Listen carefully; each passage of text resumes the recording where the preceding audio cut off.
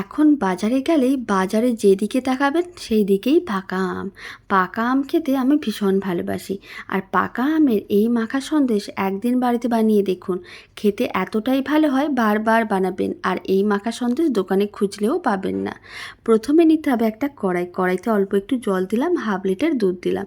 দুধ খুব ভালো করে গরম করে ফুটিয়ে নিতে হবে।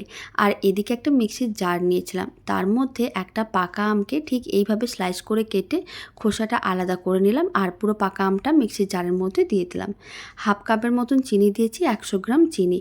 খুব ভালো করে পেস্ট করতে হবে, কোনো রকম জল দেওয়া যাবে না। খুব ভালো করে পেস্ট করা হয়ে গেছে, আমের পাল্প রেডি হয়ে গেছে। আর এই দিকেও দুধ খুব ভালো করে গরম করা হয়ে গেছে। হাফ কাপের মতন গুঁড়ো দুধ দিয়ে খুব ভালো করে একসঙ্গে মিশিয়ে নিতে হবে। লো ফ্লেমে খুব ভালো করে গুঁড়ো দুধটা মিশিয়ে নিয়েছিলাম। এবার দুধটা খুব ভালো করে ফুটিয়ে ঘন করে নিতে হবে। আপনারা দেখুন দুধটা বেশ ঘন হয়ে গেছে, মালাইতে পরিণত হয়ে গেছে।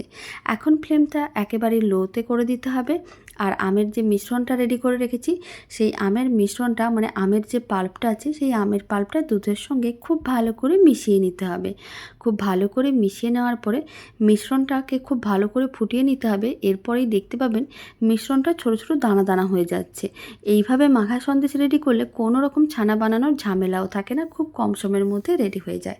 আপনারা দেখুন অল্প অল্প দানা দানা হয়ে যাচ্ছে। এখন অল্প করে একটু ম্যাঙ্গো এসেন্স দিয়ে দেবো। পাকা আমের সিজনে এইভাবে একবার পাকা আমের মাখা সন্দেশ বাড়িতে বানিয়ে দেখতে পারেন। আর যে ম্যাঙ্গো এসেন্সটা দিলাম এটা কিন্তু একেবারেই অপশনাল, আপনারা চাইলে দিতেও পারেন, নাও দিতে পারেন। তবে অল্প একটু ম্যাঙ্গো এসেন্স দিলে খেতে অনেক বেশি ভালো লাগবে, স্বাদ ও গন্ধ দুটোই খুবই ভালো আসবে। এবার নাড়াচাড়া করে মিশ্রণটাকে একটু ঘন করতে হবে। মোটামুটি 4-5 মিনিটের মতন মিডিয়াম ফ্লেমে নাড়াচাড়া করে নিয়েছিলাম। আপনারা দেখুন মিশ্রণটা কিন্তু বেশ ঘন হয়ে গেছে। এবার যে কোনো একটা পাত্র নিতে হবে বা সার্ভিং বোল নিতে পারেন, তার মধ্যে পুরো মিশ্রণটা দিয়ে দিতে হবে গরম অবস্থায়। তারপরে এইভাবে একটু ট্যাপ করে নিতে হবে আর ঘন্টাখানেক ফ্রিজে রেখে দিতে হবে।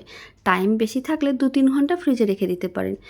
তাহলেই রেডি হয়ে যাবে দারুণ স্বাদের নরম পাকের পাকা আমের মাখা সন্দেশ, যা মুখে দিলেই মিলিয়ে যাবে। আর এই মিষ্টি একবার বাড়িতে বানালে সারা জীবন এর স্বাদ মুখে লেগে থাকবে। তো চলুন ভিডিওটা আমি এখানেই শেষ করছি।